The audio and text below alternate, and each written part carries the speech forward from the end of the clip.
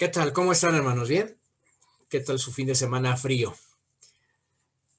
Miren, esta noche vamos a ver un tema muy interesante sobre cómo se empezó a hacer la traducción de la palabra de Dios. Y esta charla vamos a basarla en un texto que vamos a memorizarnos sin antes mencionar el texto en que está basada esta serie Conociendo la Biblia. Es Mateo 24:35, donde dice, y el cielo y la tierra pasarán, pero mis palabras no pasarán.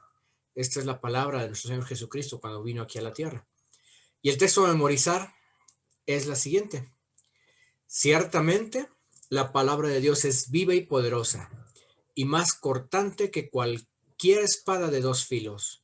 Penetra hasta lo más profundo del alma y del espíritu, hasta la médula de los huesos, y juzga los pensamientos y las intenciones del corazón.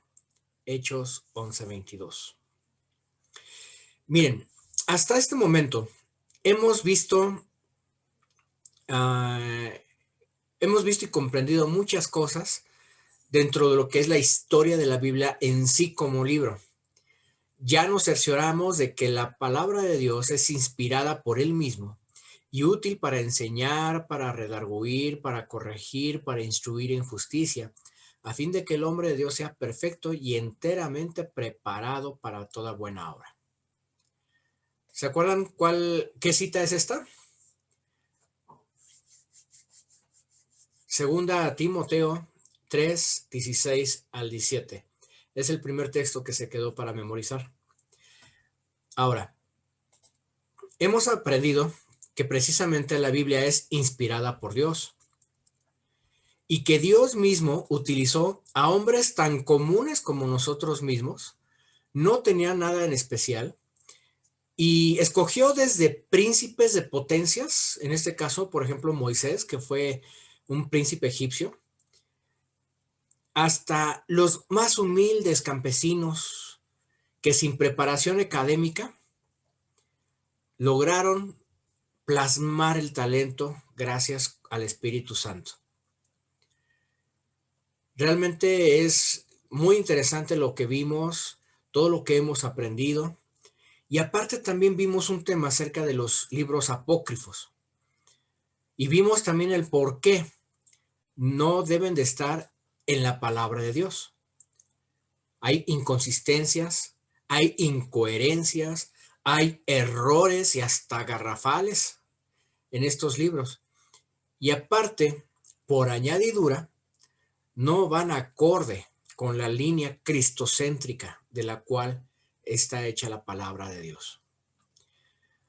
Pero la noticia es de que ahora estamos reunidos para empezar a ver cómo se empezó a traducir la palabra de Dios en varios idiomas. Vamos a recordar que la palabra de Dios original está escrita en 3 idiomas, que es el hebreo, el arameo y el griego. Y esto tuvo que ser traducido forzosamente con el motivo de poder al llegar a más personas, a que alcance a más personas. Y de esa manera, todo el mundo pudiera estar conociendo la palabra de Dios. Pero al ver ese tema, vamos a tener que ver un poquito de historia. No nos vamos a meter con fechas y con geografías muy de mucha memoria, no. Vamos a meternos con lo más básico, pero sí es necesario ver un poquito de historia para que nosotros podamos entender el contexto de lo que estamos hablando. Miren, para empezar, debemos entender que la superficie en el antiguo Israel, la superficie de la nación de Israel abarcaba más de 60,000 kilómetros cuadrados. No tengo idea exactamente de dónde a dónde podría ser para darnos una breve idea, pero más o menos imagínense, creo que México tiene alrededor de 124,000 metros cuadrados, algo así, no estoy muy seguro. No es cierto, 1,000,000. Les voy a mentir la cifra. Pero 60,000 kilómetros cuadrados son muchos kilómetros. Y para que toda la nación, estuviera enterada de, de lo que sucedía o de lo que iba, más bien, que estuviera enterada de lo que es la palabra de Dios, entonces aquí se tuvo que echar mano de lo que son los copistas.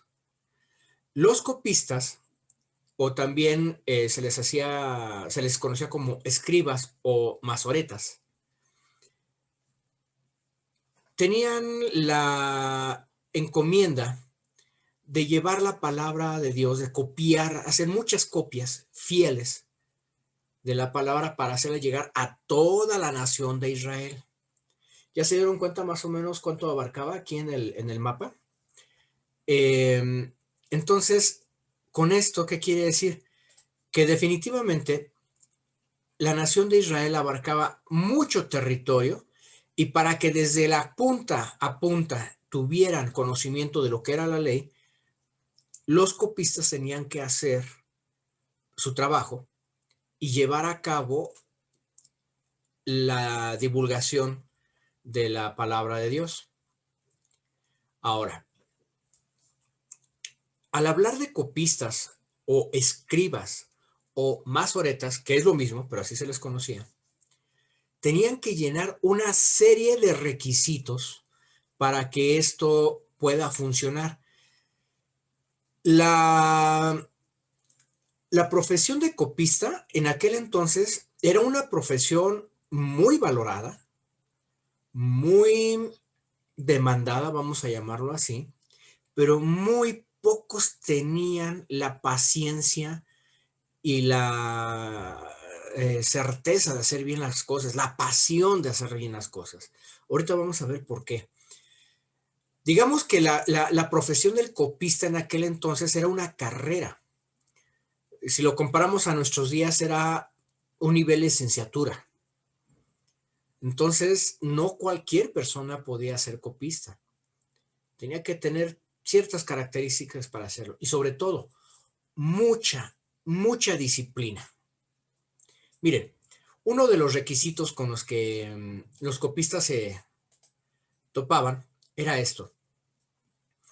Tenían ciertos requisitos que cumplir a la hora de empezar a hacer las copias. El contenido de un rollo debería ser escrito en pieles de animales ceremoniales limpios. Antes en el Pentateuco se empezó a escribir en papiro. Posteriormente ya se hizo en pieles y ya se fue perfeccionando la técnica. La preparación de estas pieles tenían que ser curtidas con ciertas recetas que eliminaban la epidermis y la hipodermis. Como ven aquí, esta parte de aquí arriba, la primera capa, se tenía que eliminar y la hipodermis se tenía que eliminar. Tenía que quedar nada más la dermis. Y este es un lienzo bastante práctico, muy noble para trabajar y con mucha duración para que perdure por mucho tiempo los escritos. Esta dermis se estiraba y se ponían a secar al sol. Y una vez que quedaba al sol, un dato muy importante, cada cierto tiempo, me parece que traspolándolo a minutos, ellos no conocían los minutos ni las horas, pero más o menos alrededor de cada 40 a 45 minutos, dejaban secar la piel y tenían que después hidratarla con agua para que conservara una flexibilidad y con el sol no se hiciera toda cartonada. Entonces hacían los lienzos, los ponían a secar y una vez que ya estaba lista la piel, empezaban a hacer cortes exactos para hacer los pergaminos. Aquí no hay una medida exacta de los pergaminos. Varía. varían según la zona en que se estaba haciendo el pergamino. Cuando ya empezaban a hacer el rollo, si empezaban a hacer un rollo, vamos a suponer, eso sí, medían los pergaminos metros, creo el uno que encontré era de 9 metros por más o menos de 40 a 60 centímetros de ancho. Y si el copista empezaba a hacer los pergaminos a esas medidas, tenía que seguirse con esas medidas, no podía variar, ya tenía que hacer con eso. Ahora, el rollo tenía que ser lineado cuidadosamente, es decir, trazar unas líneas muy finitas por todo el rollo,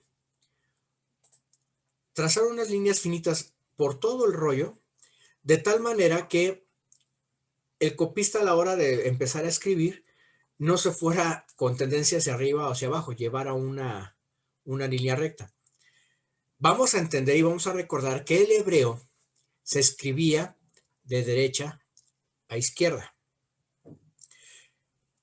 Entonces, allí los copistas tenían que trazar sus líneas muy cuidadosamente. ¿Sí? Sobre todo el tipo de pergamino que se tratase. Había pergamino horizontal y había pergamino vertical. Eso lo decidía el escriba maestro, cómo se iba a hacer el siguiente libro. Bien, la tinta tenía que ser negra. No podía ser de otro color, tenía que ser negra. Y con una receta especial para que funcionara bien la tinta y se conservara al momento de estar escribiendo. El copista trabajaba, no sin antes, lavarse bien todo el cuerpo y ponerse vestiduras especiales y adecuadas para hacerlo. Era un ritual bastante disciplinado, vamos a llamarlo así, exigente. Ahora, después el copista tenía que, como ya tenía su medida del rollo, tenía que medir la cantidad de letras que le iban a caber por línea. Tenía que calcular de tal manera que en los pergaminos originales cupieran exactamente tal y como estaba. No podía quedarse trunco en una línea y seguir en la otra, no. Tenía que quedar tal y como estaba. Si en la línea dice, y en el principio creó Dios los cielos y la tierra, hasta ahí así tenía que quedar, ni más ni menos. Si por alguna razón el copista hizo la letra más grande y decía, en el principio creó Dios los cielos y la tierra, eso era considerado un error. Y al tercer error en el mismo rollo, el rollo se enrollaba y se almacenaba como desperdicio. O sea, imagínense. Había veces en que podría rescatarse los rollos y la tinta todavía no secaba bien y había oportunidad de borrarla. Pero como no quedaba del todo bien, decidían mejor irse al desecho. Entonces, imagínense, eran rollos de casi 9 metros. Y estaba allí el copista anotando y anotando y anotando. Y exactamente como, no sé, unas 40 palabras antes de terminar el rollo se equivocaba a la tercera, todo ese rollo se iba a desperdicio. ¿Por qué? Porque no se toleraban errores en la palabra de Dios. No se toleraban. Posteriormente,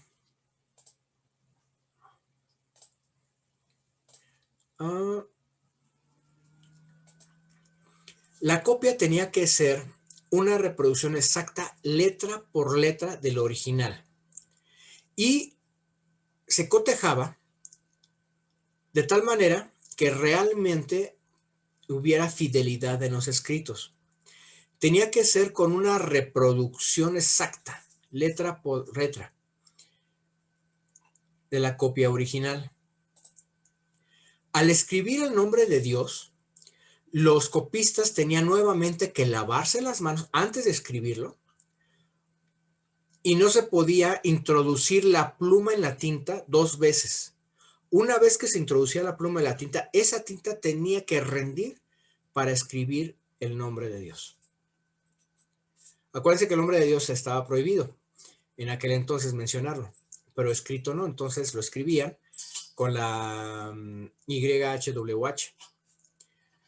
Posteriormente, y también este dato es muy importante. Si el copista estaba trabajando y de pronto le decía, venía el rey y le decía, oye, necesito que por favor vayas y vengas y digas y todo. El copista, por muy rey que sea, tenía derecho a ignorarlo. Un lujo que no cualquiera se podía dar. El rey tenía que ser prudente para interrumpir al copista. No podía interrumpirlo, nada más así porque yo soy el rey y ya, hasta ahí. No. Toda esta labor de disciplina lo tenía que hacer diario, día tras día. O sea, imagínense cuántas copias no tenía que hacer el copista para toda la nación y para tantas generaciones. Esto es importante saberlo, porque muchos de esos rollos se encontraron en Qumran, en el Mar Muerto, más o menos alrededor del año 1800 y medio, más o menos. Entonces, son descubrimientos arqueológicos muy interesantes porque pudieron ver precisamente que, dada los rollos del Mar Muerto, cotejados con las Biblias que tenemos actualmente, no habían variado mucho en su traducción. En algunas traducciones, en algunas Biblias. Vamos a ver ahorita cuáles son. Pero entonces vamos a entrar de lleno ahora sí, con todo este antecedente, cuáles son las traducciones que han habido y cuál es el método de traducción que se han empleado. Para empezar, vamos a recordar que hubo una traducción que se llamó la Septuaginta. Partiendo de este antecedente, recordemos que Ptolomeo II de Filadelfo más o menos gobernó Egipto en el 284 al 246 a.C. y le encomendó esta tarea a unos sabios judíos, 6 de cada tribu de Israel, para que hicieran la traducción del hebreo y el arameo al griego. ¿Por qué al griego? Porque en ese momento era el idioma que estaba imperando. Era el idioma oficial, el griego. Entonces aquí los judíos tuvieron que hacer la traducción del griego y el arameo, del hebreo y arameo al griego, de nada más el Nuevo Testamento. Y a esta Biblia se le llamó la Septuaginta. Pero también en paralelo hubo escritos bizantinos, así se le conocen. Estos también en su momento también tuvieron que ser traducidos más adelante, con más años, para que más gente pudiera conocer la palabra de Dios. Ahora, la Septuaginta la mandó a hacer el faraón Ptolomeo II y esta se quedó almacenada en Alejandría. Los escritos bizantinos seguían permaneciendo en Jerusalén. Con este antecedente vamos a conocer unos conceptos que a lo mejor ustedes no los habían conocido, o a lo mejor sí, pero de todos modos vamos a mencionarlos. 1. El método Textus Receptus significa texto recibido. ¿Esto qué quiere decir?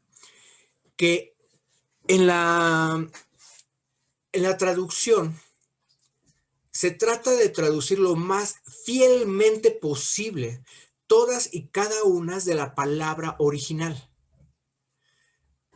Un eslogan que tiene este método es: tan literal como sea posible, tan libre como sea necesario. ¿A qué se refiere eso? Miren, hay veces en que en los idiomas existen muchas palabras que significan lo mismo, los llamamos sinónimos. Pero en el griego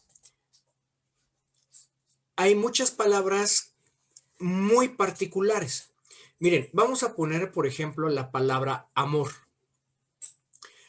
Si yo le digo a un amigo mío, no sé, pónganle el nombre que quieran, Alberto.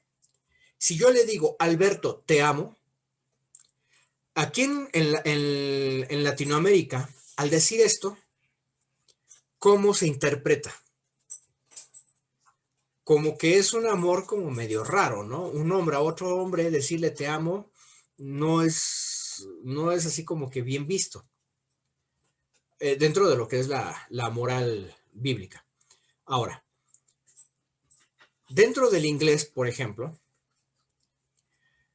la palabra love, que es amor, se traduce como un te amo, como un me agradas, como un me encantas. Todas esas variedades que tienen la connotación amor en inglés, no es tan raro que un hombre le diga a un hombre, a otro hombre, I love, o I love you.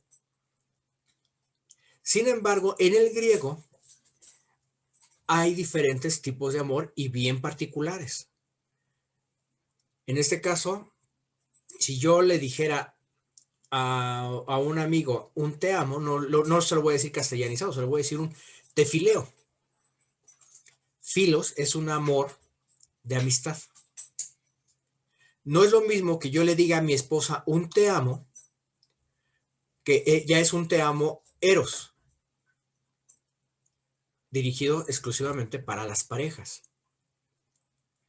El amor que nos tiene a nosotros Dios no es el amor ni latino ni inglés, es un agape. Entonces, si se dan cuenta, en el griego hay las palabras son un poquito más específicas, pero cuando se traduce a otro idioma y no está esta particularidad en el idioma en que se va a traducir, ahí es donde aplica el eslogan, tan libre como sea necesario. Entonces tenemos que adecuar las palabras de tal manera, libremente, para no tergiversar el sentido de la frase. Espero que me dé a entender y no les cantinflee mucho. El siguiente método de traducción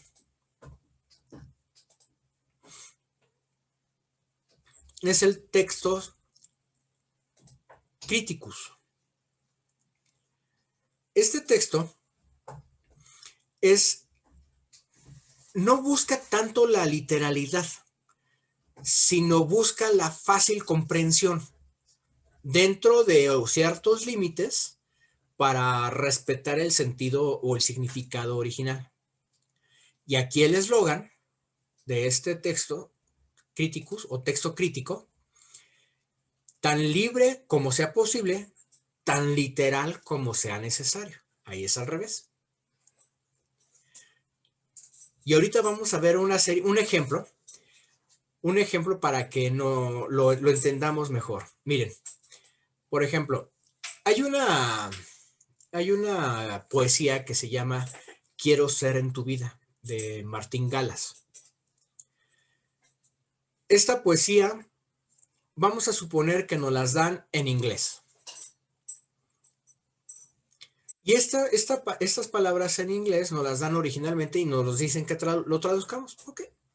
Lo traduzcamos tal cual, como si fuera un texto recibido, lo traducimos. Y entonces al traducirlo, fíjense bien cómo dice. Quiero estar en tu vida más de un instante. Algo más que una sombra y algo más que un afán. Quiero ser en ti una marca indeleble, un recuerdo constante y una sola verdad. Palpitar en tus oraciones con miedo de abandono. Ser en todo y por todo complemento tuyo. Una sed infinita de caricias y besos, pero no una costumbre de estar cerca de mí.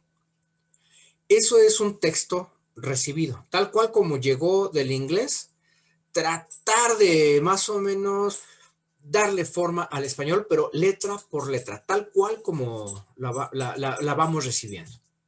Ahora, ¿cómo sería un texto crítico? Quiero estar en tu vida, algo más que en un chasquido, algo mejor que la sombra, y ser mejor que un quehacer. Quiero estar en ti como un tatuaje en tu piel, como un recuerdo constante donde haya una sola verdad. Que mi corazón esté en tus oraciones con miedo de abandono, ser en todo complemento de ti. Un anhelo sin límite de sentir tus manos y tus labios, pero no te acostumbres a estar cerca de mí. ¿Ven la diferencia entre un texto recibido y un texto crítico? O también se le llama como traducción dinámica. En la traducción dinámica o el texto crítico trata de usar la traducción de manera que se entienda el mensaje. Por ejemplo, aquí, una marca indeleble, y aquí lo puso como un tatuaje en la piel. Bueno, está bien. Pareciera que da el mensaje. ¿Quieren ver cómo es realmente el original en español? Compárenlo. El original. Quiero ser en tu vida algo más que un instante. Vean el texto recibido. Quiero ser en tu vida más de un instante. Quiero ser en tu vida algo más que un chasquido. Algo más que una sombra y algo más que un afán. Algo más que una sombra y algo más que un afán. Algo mejor que la sombra y ser mejor que un quehacer. Quiero ser en ti misma una huella imborrable. Quiero ser en ti una marca indeleble. Quiero ser en ti como un tatuaje en tu piel. Entonces, de eso se trata más o menos. Es un ejemplo burdo, nada bíblico, pero es un ejemplo burdo para que conceptualicemos de qué estamos hablando. El original lo tomamos como si fuera el inglés. Al traducirlo, hubo variantes. Sin embargo, se trató de conservar la fidelidad del texto.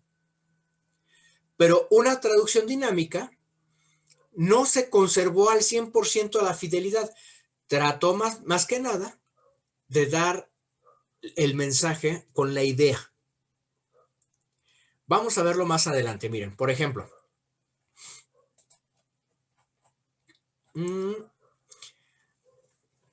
a ese texto recibido existe esa connotación de hacerlo lo más literal, el texto crítico, dar la idea, pero existe una herramienta que es muy buena si se sabe aplicar, que es la paráfrasis.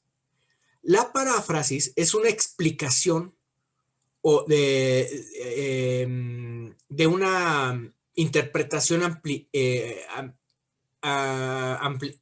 ampliada de un texto para que se ilustre, para que se contemple mejor. Pero el error que se puede cometer en las paráfrasis es que las podemos adoptar como parte del canon. Miren, para que me dé a entender, vamos a ver qué dice Primera de Juan 5, 7 al 8. En el griego original dice, pues tres son los que testifican, el espíritu y el agua y la sangre, y los tres de acuerdo están. Eso es lo que dice el griego. Ahora, vamos a ver lo que dice una versión, la Biblia textual, la tercera edición, que dice, porque tres son los que dan testimonio, el espíritu, el agua y la sangre, y los tres concuerdan. ¿Qué diferencia hay entre esta y esta? Prácticamente están de acuerdo los dos, el original y la Biblia textual. Ahora, vamos a ver cómo se expresa la Reina Valera, revisada en 1960, la que comúnmente usted y yo tenemos en casa. Dice, porque tres son los que dan testimonio en el cielo, el Padre, el Verbo y el Espíritu Santo. Y estos tres son uno. Y estos son los que dan testimonio en la tierra, el Espíritu, el agua y la sangre, y estos tres concuerdan. Lo que dice aquí la Reina Valera es una verdad. Prácticamente está hablando acerca de la Trinidad. Es una verdad. No se puede negar. Se presume que en los tiempos de Erasmo y de los padres de la iglesia, por ahí alguien hizo una paráfrasis a algún pergamino y al momento de hacer una copia, se copió con todo y la paráfrasis. No distorsiona la idea, no distorsiona la idea. Sin embargo, en el griego original no se encuentra el versículo 7 tal cual como está, si ustedes lo ven. Entonces, este es el riesgo de las paráfrasis. Son unas herramientas muy útiles para poder entender y comprender la palabra de Dios. Sin embargo, no,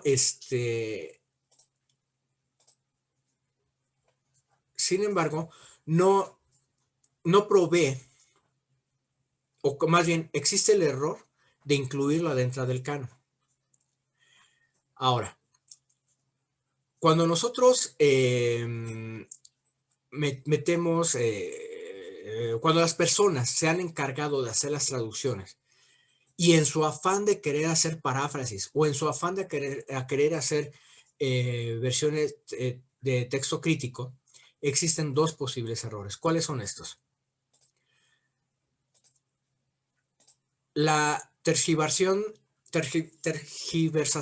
del objetivo y de la idea original, y también de forzar el texto bíblico para justificar una doctrina falsa. Esto se ve muy común, hermanos. Malamente, por ejemplo, la traducción del Nuevo Mundo, que es la de los Testigos de Jehová, cometen ese error, forzar el texto bíblico para justificar una falsa doctrina. Los Testigos de Jehová no aceptan al Espíritu Santo como una tercera persona, como una divinidad. Entonces, mueven los textos de tal manera que justifique que el Espíritu Santo no existe. El Espíritu Santo es la fuerza que tanto el Dios Padre como Jesucristo se unen para ejecutar las cosas. Ese es un gravísimo error. Otro error que tienen ellos es de que la palabra Jehová, tal cual, en el griego no existe. No existe Jehová en el Nuevo Testamento. Sin embargo, ellos lo ponen, argumentando de que es el nombre de Dios. Entonces, tenemos que ser bien conscientes a la hora de que nosotros tengamos que ver una traducción que nosotros querramos estudiar. Vamos a pasar a ver unos ejemplos, pero sí me gustaría que tengamos bien en mente lo que vimos, lo que son la Biblia, la Septuaginta, que se almacenó en Alejandría. Y obviamente de esa traducción, la Septuaginta, se tradujo lo que se conoce la Vulgata. Y esta se hizo por la necesidad de que ya estaba imperando como idioma oficial el latín. Entonces, de la Septuaginta se tradujo para crear la Vulgata, y este fue por Jerónimo, por el Papa Dámaso, por instrucciones del Papa Dámaso, que le dijo a Jerónimo: traduce la Biblia, la Septuaginta, al latín, porque ya está siendo oficial este idioma. Cuando se tradujo, evidentemente esa traducción se almacenó en Roma y de ahí se empezaron a generar varias traducciones con base a la Biblia del latín. En cambio, los escritos bizantinos que se guardaban en Jerusalén trataron de seguir muy, muy minuciosamente con una ortodoxia bastante clara y franca, y con una conservadora disciplina para llevar el texto recibido hasta nuestra era. Ahorita vamos a poner un ejemplo de algunas traducciones. Me voy a tomar la libertad de comparar el idioma original, ya sea griego o hebreo, la Reina Valera 60, la Biblia de las Américas, la Reina Valera de la Sociedad Bíblica Trinitaria, la Nueva Versión Internacional y la Nueva Traducción Viviente. Y vamos a ver las diferencias que hay entre uno y otro. Miren, por ejemplo, uno de ellos, el ejemplo es Mateo 1, 1 y 2. En el griego original dice, libro de la generación de Jesucristo, hijo de David, hijo de Abraham. Abraham engendró a Isaac, Isaac engendró a Jacob, y Jacob engendró a Judá y a los hermanos de él. Hasta ahí vamos a parar. Mateo 1, 1 y 2. Ahora, en la versión 60, la Reina Valera de los 60, ¿qué dice? Libro de la genealogía de Jesucristo, hijo de David, hijo de Abraham. Abraham engendró a Isaac, Isaac a Jacob, y Jacob a Judá y a sus hermanos. ¿Qué tanta diferencia ven entre el griego original y la Reina Valera 60? Prácticamente no hay mucha. Y esta es, la Reina Valera se tradujo con texto recibido. Ahora, la Biblia de las Américas. El libro de genealogía de Jesucristo, hijo de David, hijo de Abraham. Abraham engendró a Isaac, Isaac a Jacob, y Jacob a Judá y a sus hermanos. Lo mismo, no hay una variación. En la Reina Valera SBT dice, libro de genealogía de Jesucristo, hijo de David, hijo de Abraham. Abraham engendró a Isaac, Isaac engendró a Jacob, y Jacob engendró a Judá y sus hermanos.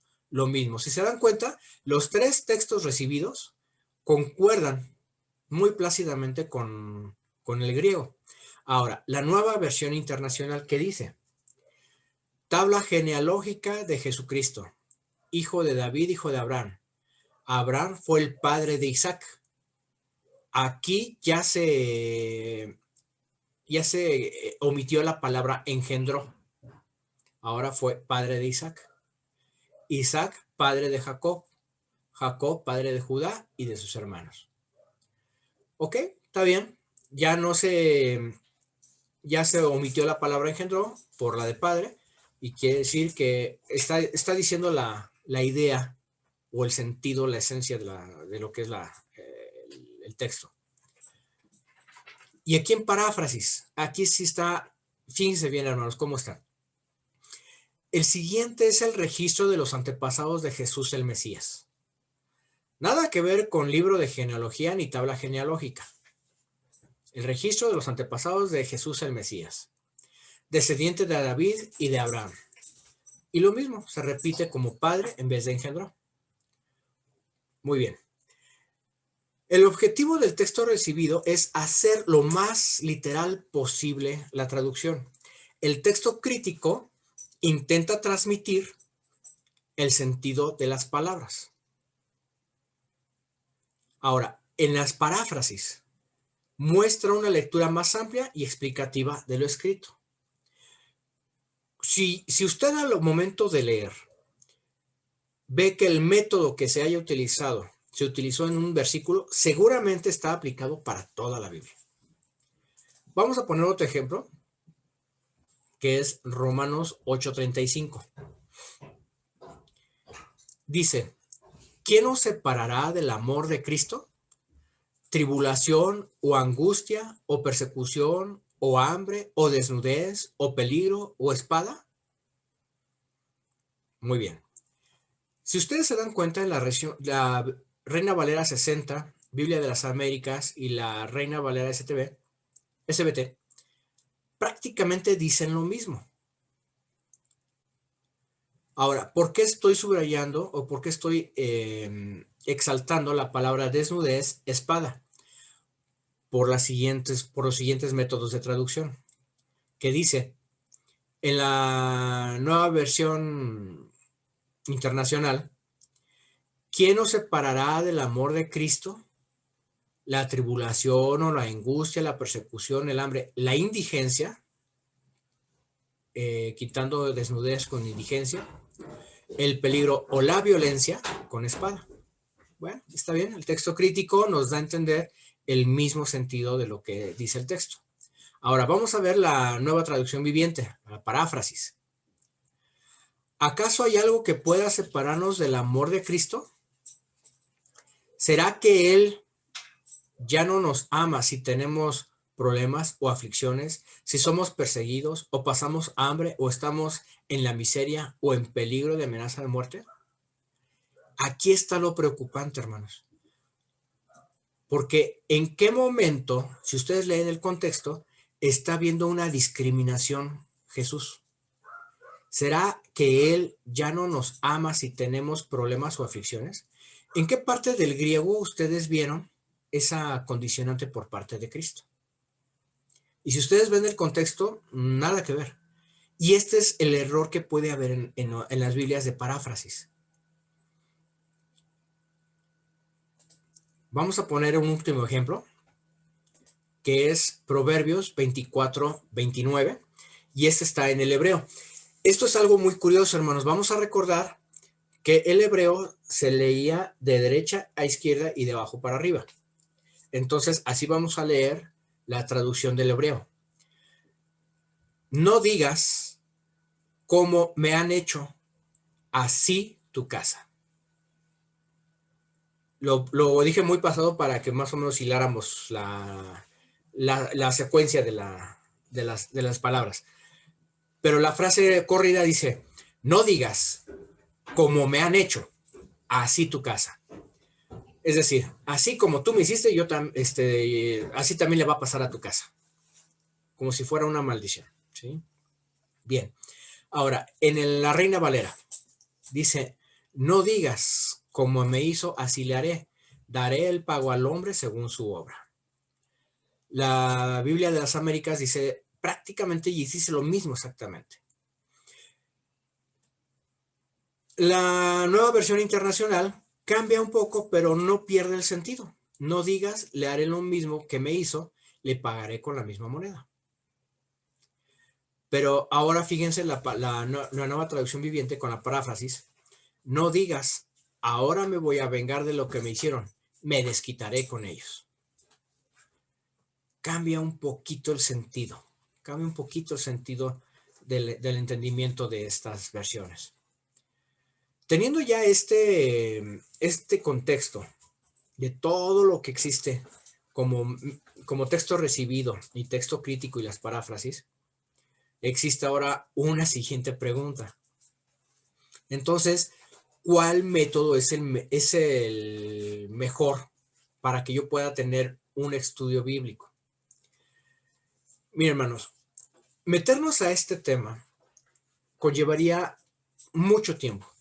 Es un tema muy amplio que escasamente en una hora no se va a poder ver, porque existen muchas más evidencias del por qué sí y el por qué no estudiar una Biblia de texto recibido versus texto crítico o con paráfrasis. En lo personal, prefiero estudiar una Biblia que venga con estudio o con texto recibido. ¿Por qué? Porque viene fielmente tal y como está de los escritos originales.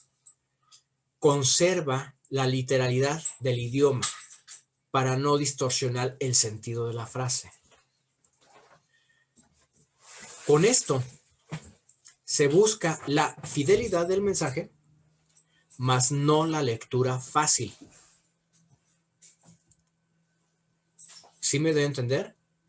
Yo prefiero, en lo personal, prefiero mejor estudiar una Biblia de texto recibido para buscar más la fidelidad que lectura fácil.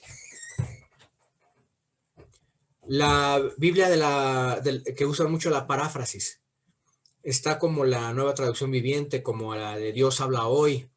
Existen otras traducciones que en la próxima charla vamos a ver varias de ellas. existen esos posibles errores en los que se puede distorsionar la idea y el texto. Y entonces puede haber una tergiversión de lo que es la esencia misma del texto, de la cita bíblica. Un ejemplo del por qué yo me inclino más por el texto recibido. La encontramos en Nehemías 8, 7 y 8. Fíjense bien lo que dice. Y los levitas, Jesúa, Bani, Serebías, Jamín, Acub, Sabetai, Jodías, Masías, Kelita, Azarías, Josabet, Hanán y Pelaya, hacían entender al pueblo, y el pueblo estaba atento en su lugar, y leían el libro de la ley de Dios claramente, y ponían sentido, de modo que entendiesen la lectura. En los tiempos de Nehemías no había una Biblia de texto crítico o texto recibido. Ellos enseñaban con base al texto recibido. ¿Recibido por quién? Recibido por Dios. Así. No había que hacer paráfrasis, no había que hacer textos críticos, no había que hacer aclaraciones, no. Ellos leían y hacían entender al pueblo. Así dice Nehemías ahí. Y aparte de todo, leían el libro de la ley de Dios. No tenían una ayudita, no tenían una atalaya, no tenían nada para entender la ley de Dios. Ellos lo leían. Y aparte, tenía sentido lo que leían. O sea, les hacía sentido lo que leían con base en lo aplicativo con el pueblo. ¿Para qué? Para que entendiesen la lectura. Yo por eso en lo personal, hermanos, me voy con las Biblias que tengan texto recibido. ¿Cuáles son esas? En la próxima charla ya es la última. Esta es la penúltima. La próxima ya es la última y vamos a ver lo que son las diferentes Biblias que ahorita tenemos en mano y que me gustaría comentárselas para que usted tome la última edición para, si quiere adquirir una, pues la puede adquirir con toda confianza bajo los estatutos o los métodos que estamos ahorita viendo. ¿Sí? Ahora, me gustaría despedirme con un par de frases que al unificarla me hace mucho sentido. Y nosotros como estudiosos de la Biblia deberíamos de guardarla. Miren, los religiosos guardan las formas. Los hijos de Dios guardan la esencia. Llévese esta reflexión, hermano, y vea cuán maravilloso es nuestro Dios al otorgarnos la palabra de Dios traducida a nuestro idioma. Es un privilegio estar haciendo estas investigaciones porque a veces a nosotros nos dicen, pues lee la Biblia. Y a lo mejor yo me incluyo, yo tenía la ignorancia. Cuando empecé a andar en los pasos de Cristo, la Biblia que yo tenía ya guardada y arrumbada era la traducción del Nuevo Mundo, la de los Testigos de Jehová. Yo decía que todas las Biblias eran iguales. Cuando va uno conociendo, se da uno cuenta que no son iguales, que lastimosamente hay muchas Biblias bastante adulteradas y que tenemos que tener nosotros discernimiento, conocimiento para saber cuál Biblia es la que más se apega a los estatutos de Dios. Y nosotros como hijos de Dios debemos reconocer cuál es la Biblia que más se apega a ello, para que nosotros también podamos obedecerle. ¿Qué les parece, hermanos? Ese tema estuvo simpático, muy bonito. A mí en lo personal me gustó. Les confieso, se me hizo muy complicado entender lo que es el texto crítico y el texto recibido. Yo ya conforme lo fui entendiendo, ya se los fui digeriendo, pero cuando empiezo a leer esto, existen muchos tecnicismos ahí, pero bueno, gracias a Dios porque ya se dio, ya lo entendí, ya se los transmití. Tal vez ustedes ya lo conocían y si por favor dije algo que no concuerda, háganmelo saber, por favor, pero créame que es algo muy bonito lo que conlleva la historia de cómo se creó este libro sagrado. En la próxima charla vamos a ver diferentes tipos de traducciones de Biblias para que sepa usted cuál es la que más se acomoda y sepa usted cuál sí debe de tener en casa. No es malo si usted tiene en casa una Biblia católica, una Biblia de los Testigos de Jehová, un libro mormón. No, no es malo, no es malo. Al contrario, es bueno porque así uno puede comparar y uno mismo, por su investigación propia, puede deducir y tener un criterio crítico. Hablando de críticos. Entonces, la próxima charla vamos a tener esa plática. ¿Qué les parece si hacemos una oración para finalizar esta charla? Padre eterno, Señor, muchas gracias porque has sido fiel con nosotros, nos has permitido estar presentes en este lugar.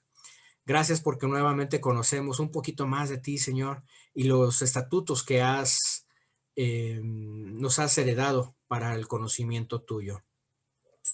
Te agradecemos esta oportunidad, Dios, y te pedimos, por favor, nos sigas bendiciendo y nos sigas protegiendo de toda calamidad. Y también te pido por la vida de nuestros hermanos que sean reunidos para que podamos seguir adelante y en la siguiente sesión podamos entenderte más, Señor, porque todavía no termina esto, sino hay que más que escudriñar para conocerte a ti. Tú tienes un conocimiento infinito y apenas lo que estábamos conociendo es nada en comparación de lo que vamos a saber en la eternidad. Gracias, Dios, y te pido por favor bendición para todos nosotros y te agradecemos la oportunidad que nos has dado y te lo pedimos en el nombre del Señor Cristo Jesús. Amén.